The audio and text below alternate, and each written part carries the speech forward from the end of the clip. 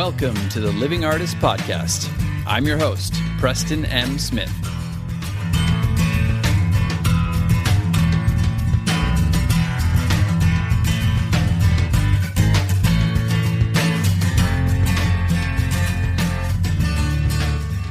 Hey, everybody.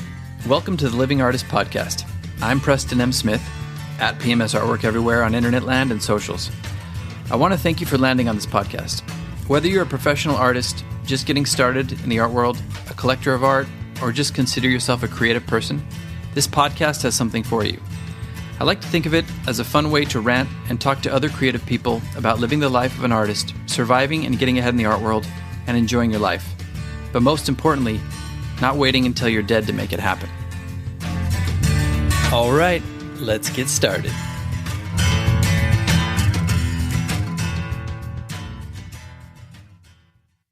And we should be good.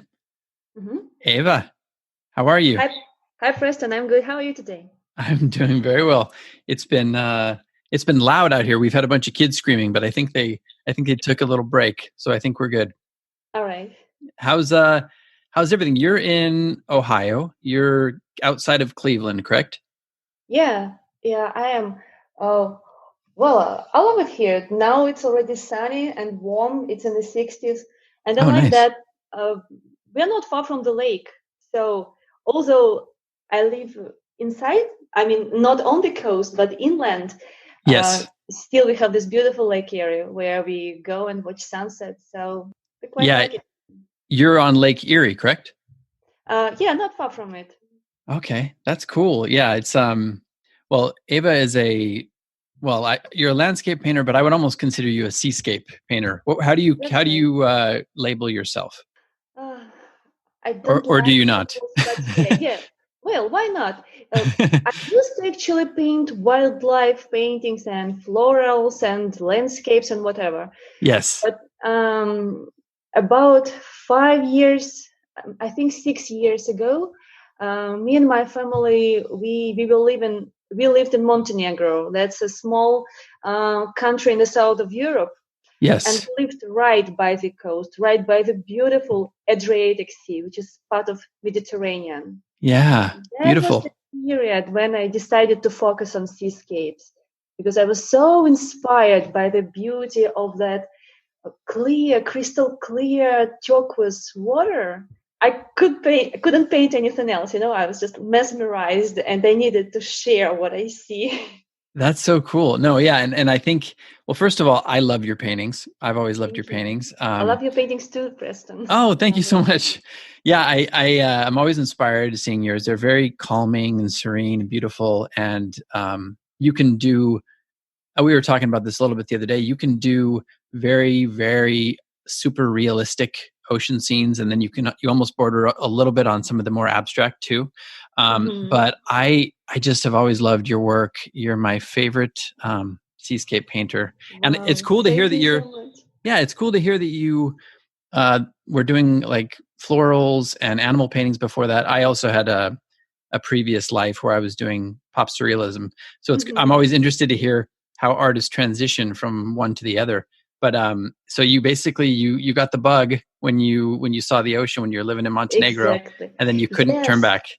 And you just mentioned, actually, so me and my family, we moved to the US 5 years ago. So we lived a year in Montenegro, and then we moved here 5 years ago because of my husband's job. And it was the first time I have ever seen the ocean. Because before that, I was born in Russia by the Black Sea.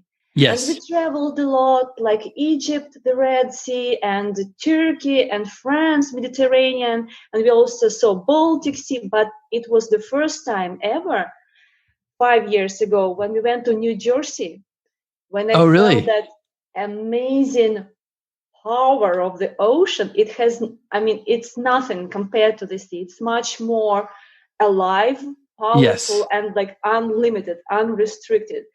And that was another push for me to focus on painting water. I was overwhelmed. The same with ocean, like I belong there. I love the water. And at the same time, I'm feeling so small intimidated by its Yes. power and glory. And Right. it's good, No, because it's sometimes we feel, man is the king of nature, right? We can right. but those experiences, when nature reminds us how little, how small we are, how insignificant we are. Oh yeah, it kind of puts That's you in your really place a little counts. bit. That's a Yeah. nice reminder. I had that kind of a similar reminder with my job. When I started out as a painter, I was like, nobody's paying attention to me, but people should be paying attention to me. And then when I finally just realized that, oh, okay, it's not all about me. I have this job. There's all these people around struggling and trying to do the same thing. Once I kind of embraced that it wasn't, everything didn't revolve around me. Everything kind of opened up. So it sounds like you have a similar reminder in a I different way with know. the ocean. Exactly. And also, if we talk about competition in the art world, Yes. yeah, you are right. It can be very intimidating because lately there are many people who paint all things water, just like me, in Yeah. their own styles and many different techniques and mediums. But I'm not alone out there. And sometimes, you can't help yourself from comparing your art with their art. Wow, how do they do it? Yeah, Sure. Yeah. and so on. And that's the thing that actually can discourage any person, because Yeah. everyone is so special. And what we should do, and what I realized just recently, maybe a couple of years ago, we should compare ourselves to ourselves in the past, so to measure that progress. Oh, I like that. And that helped me so much, because even on Facebook we see those memories popping up. How did we paint, I don't know, a year ago, 2 years ago. And when I see that progress that I made, it really motivates me to pursue, to challenge myself with every new painting, to not only to paint my emotions, my connection to the ocean, but also pay attention to all the technical details.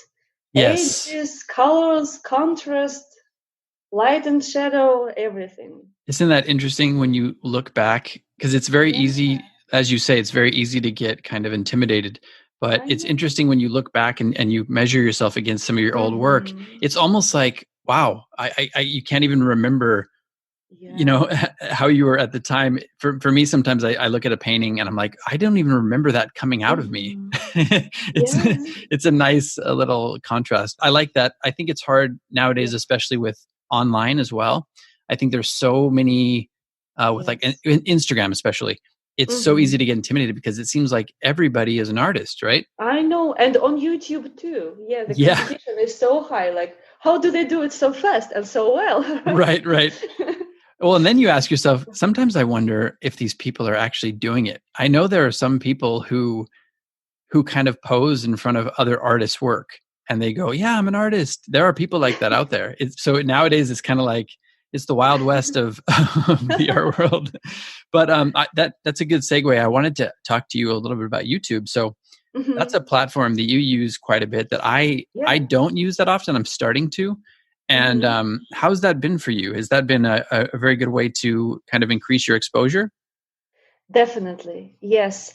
And I just noticed that I'm guessing more than half, maybe even 70% of my Instagram followers, they're just beginner painters, beginner artists who need my advice. Right. So, and Instagram only allows to post you 1-minute videos, and Instagram TV, IGTV, just, I don't know, it's vertical. So it's not exactly the format that allowed me to share my skills and knowledge. I'm mostly self-taught. Yeah, it's not ideal. But over the years, I taught myself some, and found just what things that work for me better, and I'm ready to share them. Yeah. And that's why, people ask me so many times, and although there are some local art centers here in Cleveland, well, the most you could teach is like group of 10 people at a time, and it's also challenging. But YouTube, you just, of course it takes time, to not only to make this video, but to edit it, because I don't know, sometimes it takes much longer for me to edit a video than just to record it. Oh, of It course. Yeah. could It's the take same thing like, with the podcast. Yeah. It takes me twice oh as long yeah, to I edit. feel you Yeah. there. Yeah. But I think that's really cool that you're also, it's kind of like the podcast for me. It's cool that you're giving back, you're sharing what you've learned over the years, because you've been doing this for what, at least 15 years almost? I can count actually. So I started painting. I took a workshop in oils when I was pregnant with my youngest kid. So I have 3 kids, and he is turning 8 now. So it's Okay. about 8 years. No, Oh. it was when a little more than 8. When he wasn't born yet. Okay. So and before that, I was always interested in art, but it never occurred to me that it could be a full-time career. Right. Yeah, and I have an education, master's and bachelor's as a linguist and teacher, but I don't know. I was raised in an environment where I was born in Russia, Mm-hmm. and my parents were always supportive of all my hobbies, including painting. And they had watercolor, tempera, everything I need to just doodle, to paint. Nice. But as people say, you need to be practical, you need right. to I think that's the same everywhere. Yeah. So they basically supported you, and only as a hobby, though, right? But exactly. Yeah. Yeah. My parents were similar. They were always encouraging me with sports and with acting and with painting and music. Mm-hmm. And then, but my dad always said, "Well, be careful, Preston. You don't want to be a jack of all trades, master of none." Uh-huh. So they were always like pushing me to try to focus on something. But it's funny because now all these things kind of come into play. You can do your art. You can show it on YouTube. You can do the podcast. You've got social media. That's just amazing. You're so right. Every life experience that I had, it was leading to this very moment. Exactly. Because my native language is Russian. So yes. I became interested in learning and reading in English and German, just because I still love languages, any foreign languages. I'm also learning Italian, French, just because I love comparing. Oh, nice. Words Wait, so you speak 4 languages? You speak 4 languages? I'd say I speak 3. Russian, English, and German. But I understand and can read Italian and French, just because they are all Latin-based, Roman-based language. So you understand the similar roots and definitely second guess the meaning of the words.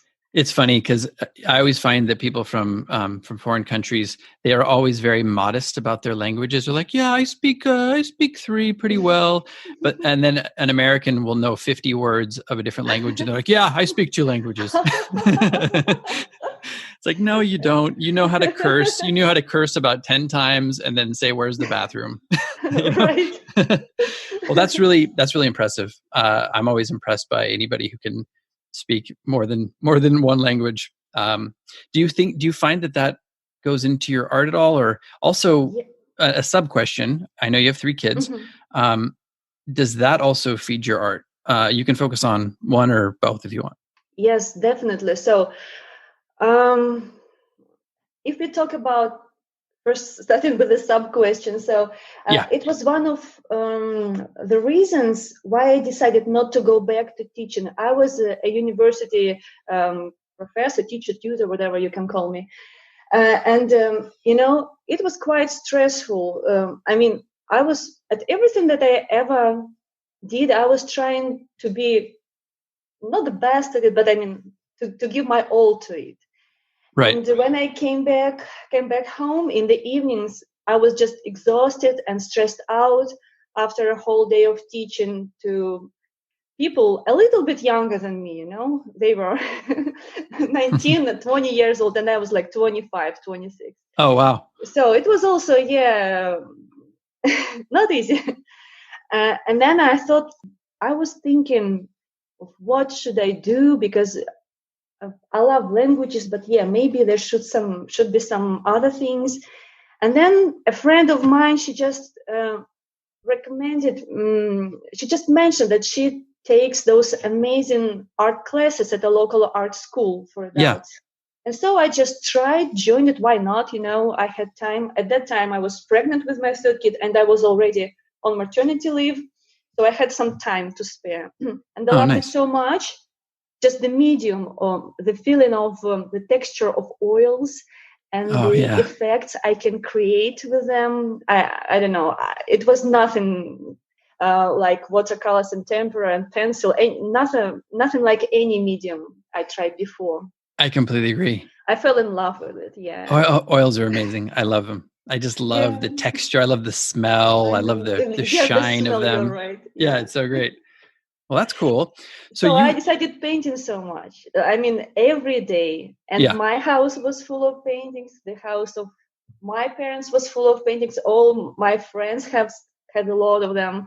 Yeah, I decided. My husband said, "Why don't you open an Etsy shop? Why don't you try selling them?" And I did that. and what year Um, was this? uh, my shop is Eva Volf Etsy.com, and it was in, so I guess only half a year after I started painting. My son was born I'm so bad with numbers. Oh, it's 2012. okay. So somewhere in 2012. Okay. So around 8 years. Yeah, 8 years ago. And I first set my prices very low, and it worked. Yeah. Because yeah, people liked my work, and with time I got good reviews, and I didn't need to come back to my old job anymore. So when my kid was already, and maternity leaves are very long in Russia, so you could, especially, I mean, if you're a teacher, you could stay home with your kid for a year and a half. Oh, wow. Yeah, and it's Oh, we paid. need that here. I know. Wow, I feel so sorry for American women because yeah, Yeah. I think they have like 6 weeks maximum, right? Yeah. Yeah. If Not you're widows. lucky, I know a couple people who have about two Yeah, or so 2 months or sad. three. Yeah, 3 months, but it's not enough.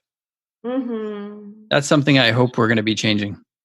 Me too. Me too. Because it's not natural. Yeah, Young it's mother not. should be, especially the first half a year at least. Yeah, it's like, oh, you just had a child who needs your constant attention and I physical know. contact. We're going to just Yes. tear you away from them, you know? Uh-huh. And then a lot of times the father is also working. So, Yes, yeah, that was the case with us. So yeah. yeah, and I realized that this art business that I had gave me time to spend time with kids, and I usually right now I start my work in the studio when the school bus leaves, Okay. and half an hour before it comes back. I already clean up my brushes, so that's my school day. That's my work day, Oh, and it's that's awesome. about I don't know, maybe 6 hours, 10 hours, 7 hours hours a day. So works for me. Kids come back, so I'm mom again. Hello. Right. You put on the mom hat. Yeah, right. Well, it's And it's not that different for me with my wife. I get up with mhm, her in the morning at 6 a.m. and then I get started with my day, and then she comes home around 4, and mhm, then I'm the husband. I put on yeah. that hat. But I'm interested because I think we talked about this a tiny bit. My wife is very interested in having children, and I am too. Obviously, she's just a little more ready than I am, Mhm, and but we're getting close. Let's put it that way. yeah. And I'm worried about those first couple of years when there's no school, or if daycare is too Mhm. expensive. Could you handle doing your painting practice with your kids being at home? Well, so I'm a woman, and for me, I only had their nap time. Babies nap a lot, so Right. yeah, I still If you're had three lucky. or 4 hours a day, right? Oh, okay. So, but so I think you will have much more time if she takes, I don't know, most of the care. So it's different for every family. Well, My yeah, she husband goes to was work. working. She goes to work at UCLA, and I'm actually. It's funny because I'm the one who's actually at home. So it seems like I would actually potentially have more time to raise the kids or the kid Mhm. at home. So I'm just trying to figure out how I could balance that. I'm getting advice from somebody who knows more than I do. Yeah, so baby snap. So thank Yeah. goodness. Yeah, you should just keep a baby monitor or something next to you, so you would, be in control of what's happening there. Right. I'll just give him a brush. There you go. He can help me Sure. paint. Right. That's a good idea. Or just, Yeah. finger painting. Yeah. I think that's probably safer. Yeah. Well, that's cool. So you were able to swing that pretty well. Hmm. That's nice to hear. And Also yeah, with go my ahead. husband's help, as you so I think that's just great that you have your wife. I mean, I'm so sorry to say that, but one person should have a normal job, right? A regular job. Yeah, that's Because true. Yep. in the art business, yeah, there are ups and downs, and you can't afford having slower sales when you have kids to feed, when you have a mortgage to pay. So Exactly. that's why I think that in a successful family, uh, one partner should have a day job. Yeah, it Yeah, works for me. Yeah. no, I completely agree, and that's part of the thing that we've been doing. Mm-hmm. I've been doing art full time for 4 years now, and I've been just kind Mm-hmm. of navigating, figuring out how I can make steady income, which luckily I've been able to do so far. But making sure that in that case of something bad happening, like for example the Yes. pandemic right now, I could Yes, my still sales slowed float down a by. lot. Yeah. Mm-hmm. Well, that's what I wanted to talk to you about next. How are you handling the COVID-19 pandemic right now? I think quite well. I don't know. So honestly, Good. so my sales have been down, especially when it just started. When I guess March 13th, our governor locked down the lockdown Ohio, and I guess I didn't have any sale for 3 weeks straight. No Okay. sales at all anywhere. That was But similar with now me too. Yeah. So I was very discouraged. But I mean, on the other hand, I think it was a wise thing to do for him, because it was still, it was not a bad time for me, because I had all my kids at home and my husband was also working from home. I just put on mother's hat, as you say, Right. full Mom time. cap. Yeah, full Because time. yeah, I had 5 people to feed three times a day and so on, and entertain them, and also homeschooling. Yeah, I know Oh, you might it not have had takes time to even paint anyway, uh yes, or but not as much. I didn't paint so much, but I painted, I think, before it all started. I don't know why, but I had some time on my hands for 2 weeks before that, and I painted many pieces. Like I had 6 or 7 paintings I haven't published on my social networks yet. Oh, So nice. I had still some new stuff for my social media marketing. So it was not a problem, that. And I also had 2 videos that I had to edit. So Right. who cares if I don't make new paintings, as long as I have something new to publish, Well, that's a really good lesson. I know a lot of younger artists listen to this too. I mean, artists from all different walks of life and levels of experience. But that's something very important that I always tell people is to have a little bit of a backlog of paintings, because Exactly. people are Yeah. saying, "Oh, how do you get your work up every day or every other day?" Or it's because, well, first of all, I have a huge backlog of work. Hmm. I have probably 800 paintings or 800 or 900 Wow. paintings that I've done at this point, but I always have about 4 or 5 new paintings at any Yeah. given time that I Me can. So, too. oh, if you too, okay, yeah. See, so if you don't have a new one ready to go, you can just dip into these while you're creating a new piece and letting Yeah, it dry. that's true. Yeah, that's great. That's And good to hear that you're doing that. I was excited to talk to you for many reasons, but one of them was because you and I focus primarily on online sales. That's yes. that's kind of how we make. I mean, we both do gallery shows as well. Like Hmm. you do, you are part of. You're represented by a gallery, correct? Yes, What's their yes, name? I am. Gallery Gallery Plus. Plus, Yeah, Gallery Plus at 78th Street Studios in Cleveland. and Yeah, then that's a you're. very nice gallery. We have a photographer there, mixed media artist, impressionist, and me, a realistic cityscape painter. And overall, that's a very nice artist community Oh, there at cool. 78th Street Studios and overall in Cleveland. Amazing to have such support there. And, we also encourage each other.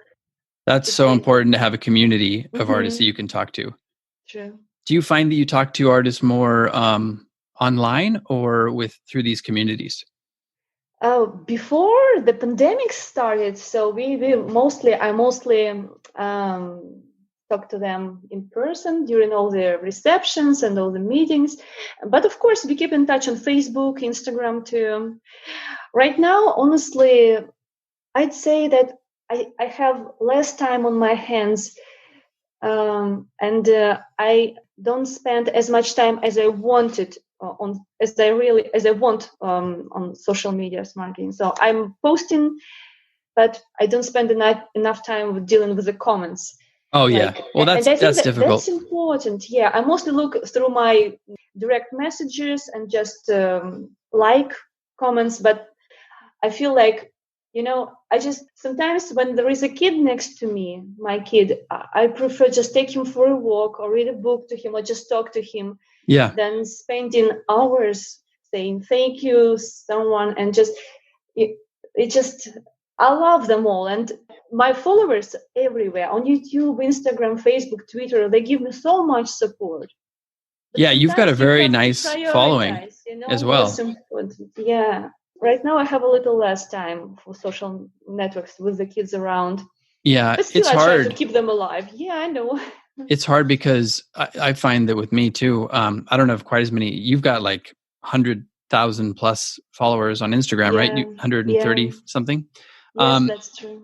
I mean, I've got a fairly good following, and it keeps me busy too. Just answering comments and being present on there. It's so important to do, but at some point you also have to balance your life. You're right. Yeah. And I also feel that it's important that we do it ourselves.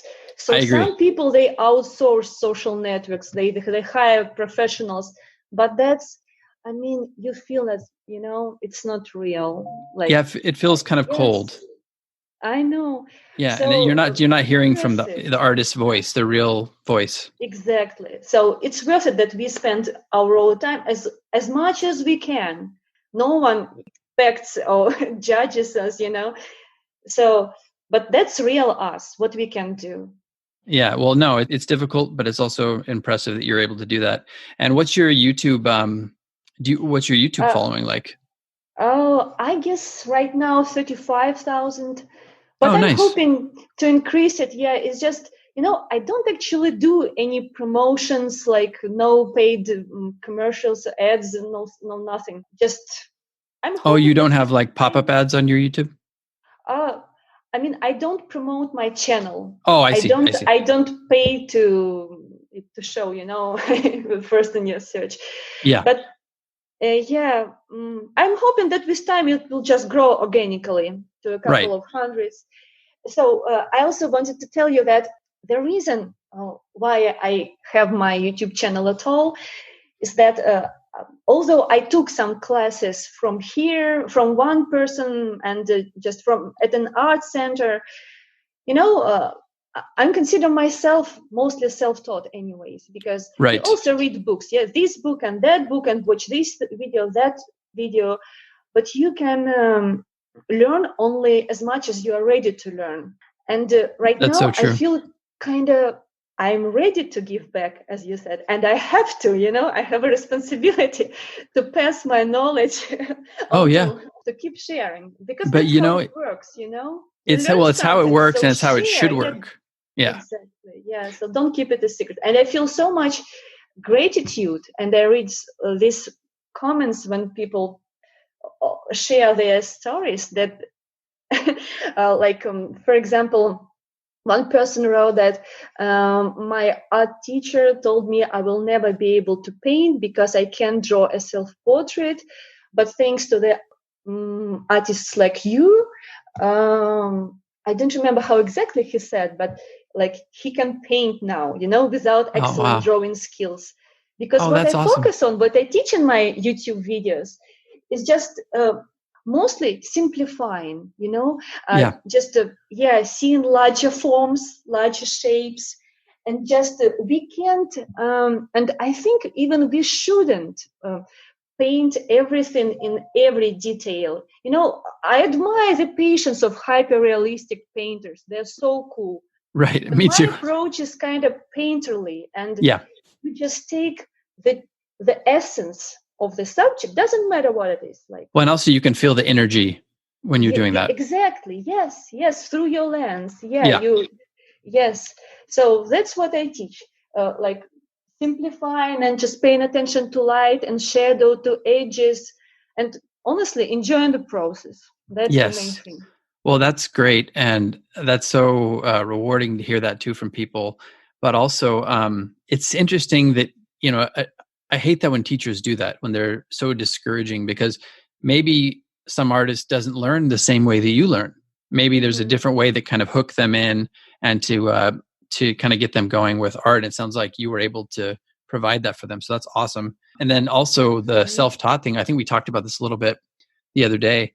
I always tell people that every artist is at least semi self-taught, because you do learn from your teachers. And I was fortunate enough to have a mentor who I told you this, he taught me a lot about how to be a painter, but I didn't learn anything about the business of art. I didn't even getting down to the nitty-gritty techniques. They would give you an overview, but you really just learn by painting and painting and painting. Just like a filmmaker would learn from watching movies. You just watch movies, watch, and it kind of, you absorb it over time. I feel like that's where the real learning process that's true happens. Yes. Yeah. So that's cool. So and for me, and I mean any seascape or landscape painter, the important part of learning is being close to a subject. Yes. That's why I travel a lot. And thank goodness, all my kids and my husband, they love traveling and they love the ocean. Yeah. So we make it usually family vacations. We book a front beach, oceanfront hotel, motel, anything that's, that is kind of affordable, like a good deal at that time. Yeah. And they usually sleep in, but I don't know why. I don't even set up an alarm clock, but I wake up 10 minutes or so before the sunrise. Every time we live close to the ocean, like my biological. You are in sync with the ocean. Yes. And that's right. Well, you can see it with your work. I'm serious. You can see it with your art. Thank you. Yeah. That's what I think it's important. So if you paint horses, ride horses or take care of them, be close to your subject, like feel it. Right. If you like painting flowers, make a garden or whatever, go to botanical garden. Yeah. Just observe it in real life under different light conditions. Yeah, that's a great tip. And also I would take that even further for abstract artists. Get to know yourself, really get to know yourself, get to know your own thoughts, read books, be inspired by different things, because that's where abstract art really comes from. So that's a different way of kind of knowing your subject, right? True, yes. Yeah. Well, I also wanted to ask you, I know you got a lot of inspiration from the ocean, but I'm kind of intrigued because it doesn't seem like you have enough of those trips to really get enough fodder for your work. Do you also paint the lake? Is that also, because definitely? Do you get similar waves on Lake Erie? Do you get a little bit of waves? We have waves, and we have seashells, and we have sea glass, and we have I don't know, winds. We have storms.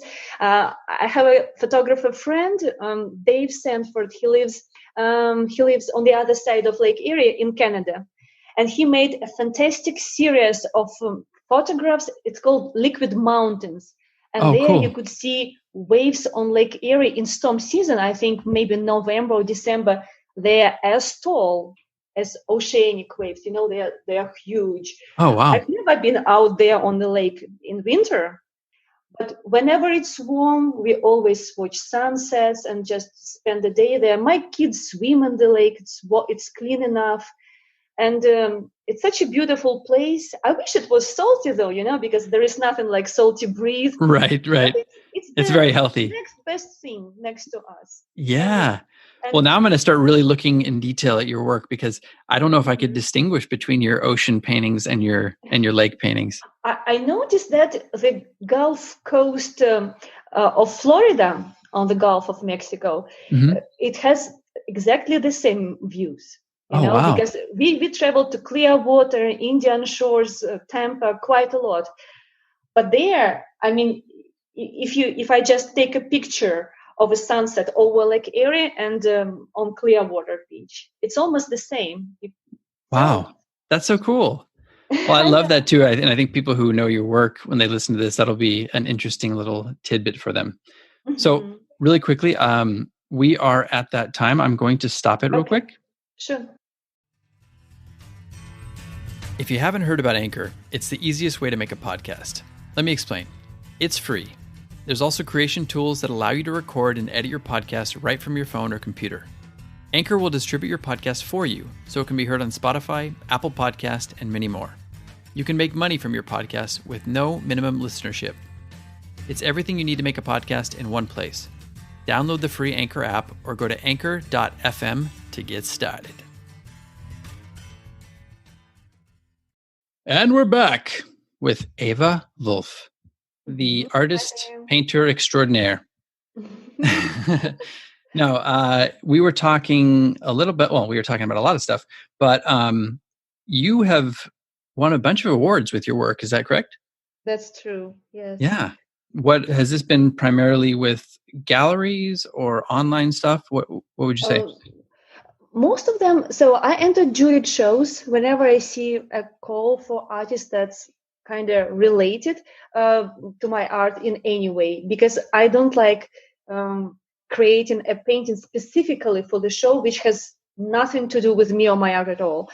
But if it's, for example, one of the shows was identity places.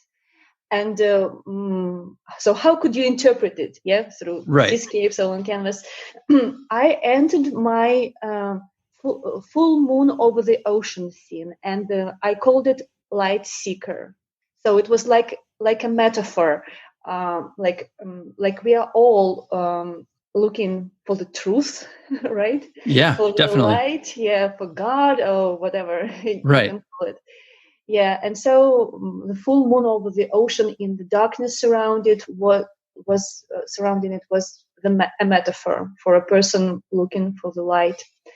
Nice. And so, yeah, I just follow calls for artists, and I physically bring my paintings there, and then those days when you wait to hear back from the judges, from the jurors, they are kind of not easy to survive, but it's okay. First, I get if we talk numbers, I'd say that of all the juried shows I enter, maybe half of them my paintings get rejected. Yeah, and that's okay. That's actually a pretty good number. I know. And then out of all of them that get in, I don't know. So I wouldn't say like how often I get awards. It's just it's different. It's how lucky you are. You've had so many, you just lost count. Yeah, it's just a lottery. It is a lottery, and it's a numbers game. Yeah, you never know. But I think still, every rejection is a character building thing. Yeah. Because it's important to have those experiences, like I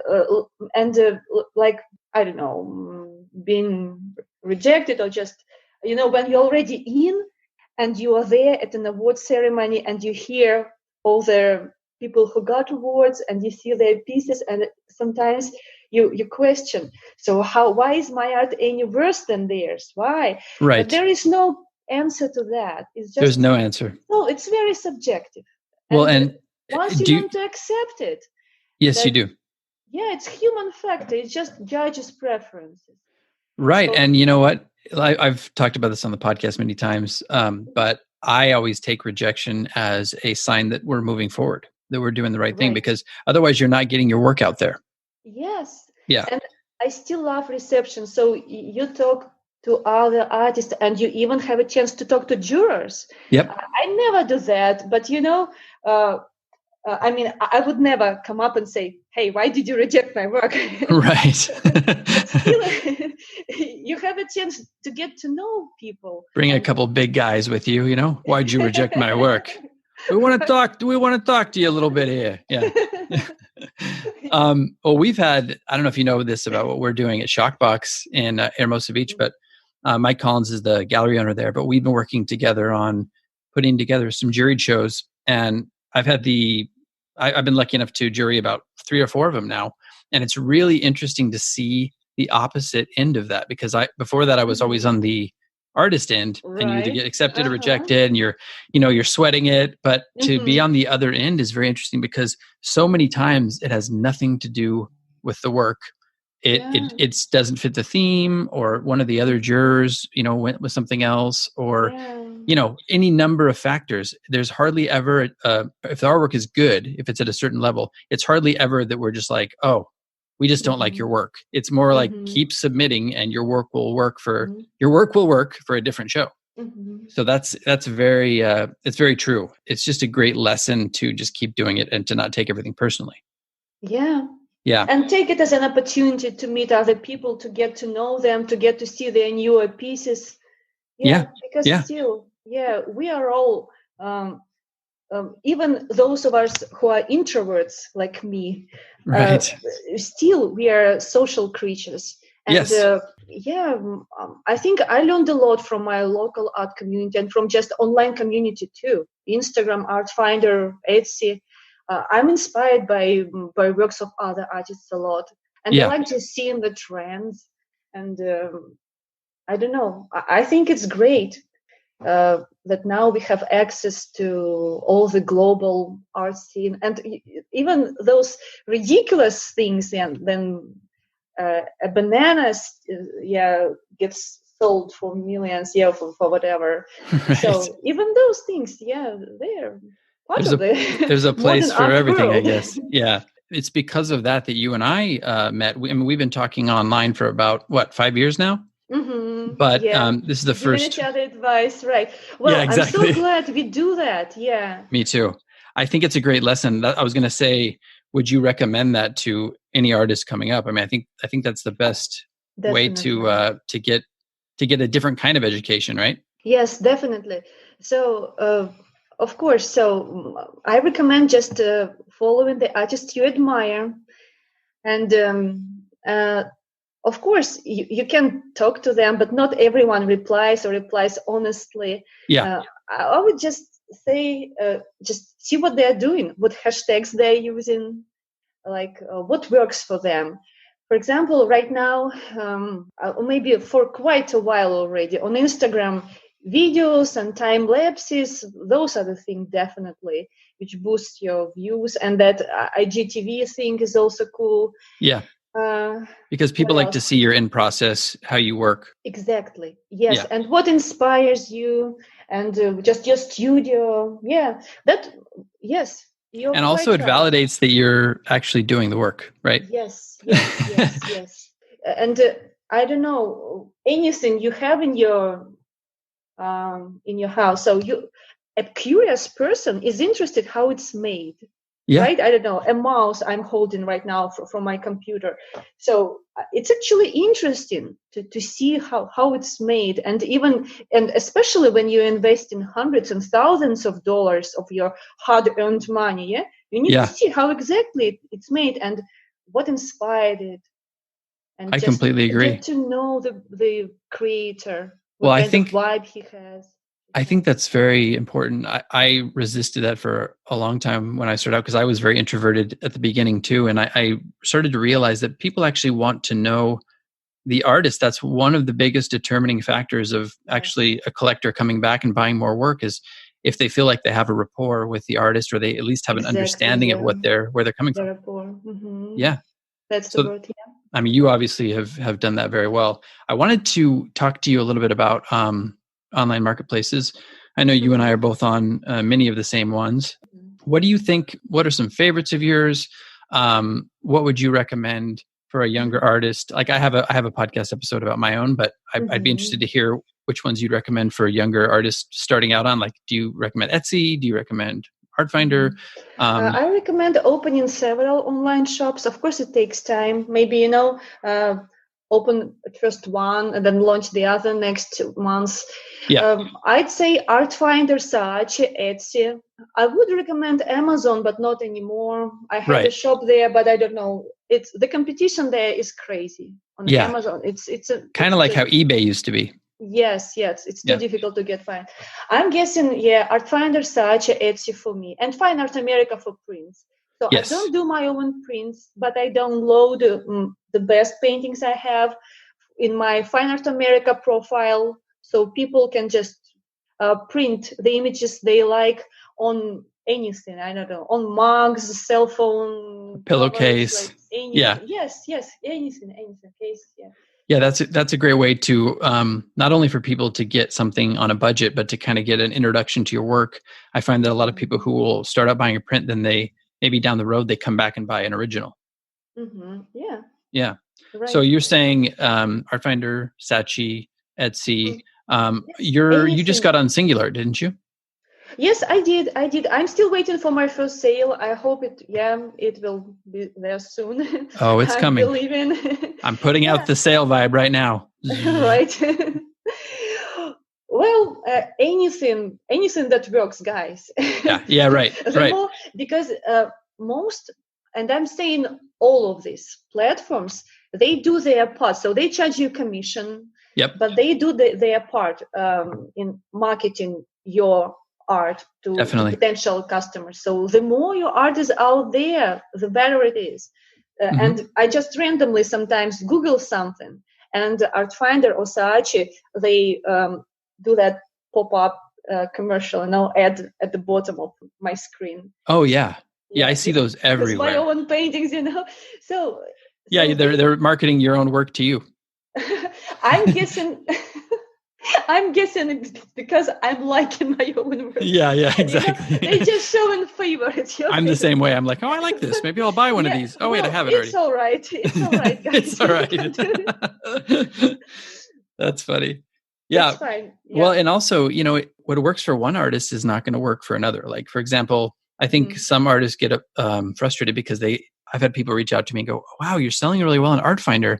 What's the trick? I can't sell in there. And of course, there are some tricks of getting visibility on the platform, liking other people's work, but it's also just about consistency, putting good work up consistently. And eventually, something will sell. But maybe your marketplace is Saatchi. Maybe that works better for you and it doesn't work as well for me. So don't get discouraged if you get up on one marketplace and it's not working out for you. Just keep at it and something will come of it. And share to your social networks. So the links that you share on your social networks, those are the things that really bring you traffic. So if you redirect your customers to Saatchi, they'll buy it there. So just do what's better for you. And also then it helps you to get in with the algorithm. The algorithm is what we're all trying to get in with on these marketplaces, because the more traffic you're driving there, the more you're selling, the more people are liking it, the higher you're going to pop up on those algorithms and they're going to start promoting you more. Yes, that's right. And there in almost every shop, I don't know if you can see reviews on Saatchi. Can you? I think it's just reviews for Saatchi, not for individual artists. That's weird, actually. But almost everywhere else, your shop has reviews, like Artfinder, Etsy. And that's another way to get validation. Yes. To get trust of your customers. Yeah, so. For sure. It also can be a little bit daunting sometimes. Because I have a painting right now that's completely lost. It's because of the pandemic, but it's been gone for 4 weeks and it's just, it hasn't arrived yet. And luckily the collector understands, but it's the first time that I could potentially have an angry customer, even though it's not my fault. So you want to do everything you can to keep in contact with your customers. I know. In this case, guys, I actually, I learned by my own mistakes. Yeah. In this case, so never make your customer angry. Just refund everything. Yes. Because any negative review can leave you without sales for several months. So whatever the amount of that painting is, it's not worth it. Just, being like keeping the customer unsatisfied. That's so true. So whatever he wants, give him everything back. Yeah. Oh, I'm sure you've done this too. I've refunded shipping cost out of my own pocket, just because even if it's not your fault, it's just, it goes a long way to making them happy. And then they sometimes will come back and buy another piece. Yeah, that's how it works. Yep. That's how it works. That's true. Well, okay. That's great. We could talk about online art marketplaces all day, but I know I don't have a whole lot of time with you today. So I want to switch to a couple personal things. Do you have a biggest failure or any failure in the art world that you've experienced, and what did you learn from it? Nothing specific comes to my mind, but I think that all those rejections from different jury shows, they kind of hurtful for me. Like, I take them sometimes too close to heart. But right. yeah, it's just important to have something else to hold on. For example, I have my family, I have this beautiful world around me, and if, for example, you painted something and it didn't come out the way you wanted, you could always gesso it. I mean, sand it, gesso, and paint something new. Yes. So any failure that happened to me, like be it a painting or a rejection or anything, or maybe a bad review or lost shipment, anything that had ever happened, it's still, this is some kind of lessons, and it's just important little like kind of things we can do without, like spices in a soup or spices in a salad. So we should, like, it can't be any other way. I agree. Process. And it's what you do with those. It's what you do with those spices, right? You can either make a bad soup or you can make a good soup. It sounds like you're turning it into to good soup. Yeah, right. Yeah, try to learn from it and just don't get upset too much, because there are other things going on, and it's all right. It was meant to be. Yes, and it's it will part of the work process. It's all part of a bigger and better plan for us all. I completely agree. And it's so nice to hear you say that, because I found that the artists who are doing the best have that kind of attitude. It's the ones who are like, well, fuck this, this didn't go the way I wanted this to go. And now, well, whatever, screw this person. No, you take it as a learning experience. Right. You turn a negative into a positive. You do whatever you have to do and you learn from it, and then you become better moving forward. So having that positive attitude is very nice. And also cultivating less jealousy amongst yourself with other artists, because when you see other artists doing well, you should be happy for them, because it just shows you what is possible, right? We're all in this together. Yes, I completely agree with you. Yes. Yeah. Yes. Okay. Awesome. Well, I'm glad we're in agreement there. So do you have any advice that you'd give to your younger self? If you, knowing what you know now, let's say you're just about ready to get into art, do you have any advice? I know you've already given some great advice, so you can double down on that. Or if you have something else that you'd specifically give to yourself just starting out in the art world. It's not easy. I'd say sometimes I tended to pay too much attention to detail if we are talking about technical part. So right now, I'd say focus on capturing the essence of the subject and the painting, and try to, right now, I'm trying to make it look like as a memory, as we see it in a dream, like a general image impression, bring more emotions and less technical details. So, because, I think a painting should look painterly, like should have that artistic touch, not photographic look. That's I wish I would discover it earlier, but I think it helped me. The time when I tried to meticulously paint details, it helped me too. It was part of the learning process, actually. Right. I think so. Yeah, you almost couldn't get there without stumbling and figuring that out for yourself. Yes. I think that's great. I think that's so right on too. I just feel like sometimes we're so in our own heads. We're our own biggest critic, right? And sometimes just getting out of the way, getting out of your own way, and just letting it flow. That painterly quality comes out of that kind of emotion, that raw emotion when you're hushing that inner critic. Yes, that's true. Well, and awesome. Also, one more technical advice: when you paint big, always step back. Yes. Because I kind of also, it's another thing of mine. When I try to put in many, many details and I'm close, so you can see the whole picture, and you tend to overwork. And that's a basic advice. But I learned that the hard way too. Yeah, so squint Yeah. and go to the other side of the room and just see if it works right, if it looks right from a distance. Yeah, because if you're working on such a large scale, you kind of get lost in your immediate vision. Yes. And when you step back and see the perspective, sometimes it can be Mm-hmm. all askew. So that's a really, really good tip.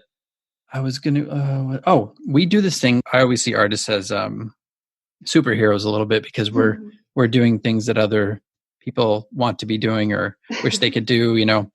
Do you have a superpower or a secret weapon, something that keeps you creating? I think maybe it's just the ocean, but that's right.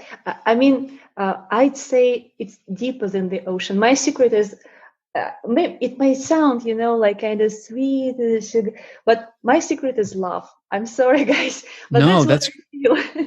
That's great. I show.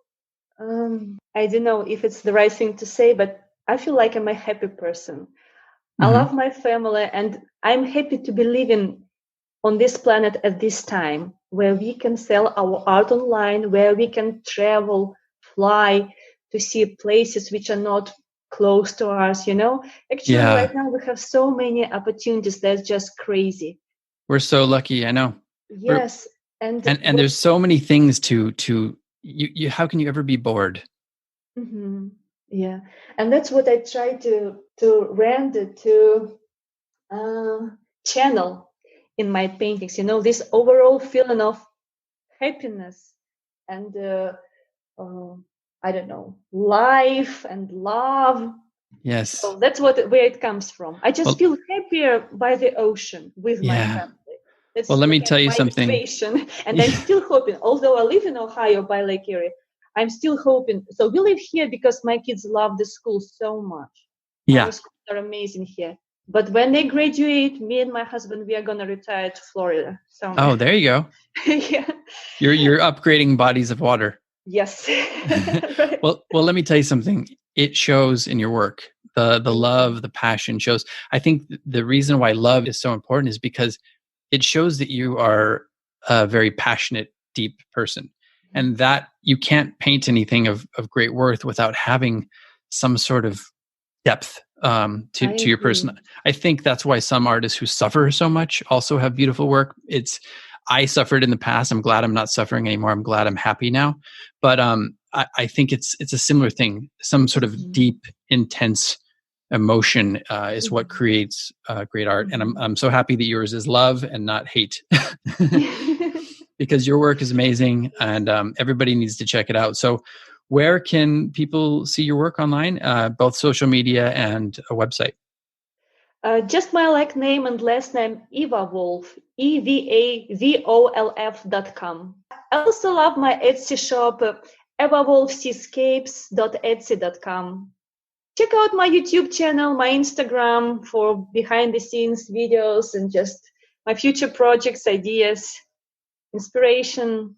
Thanks for listening, guys. Thank you. No, it'll be time well spent. Believe me, you'll be very inspired by checking out her work. Yeah. Thanks so much for coming on. It's great talking to you. Well, we'll have to do another one down the road. Definitely. Okay. Thanks so much, Eva. Bye. Bye.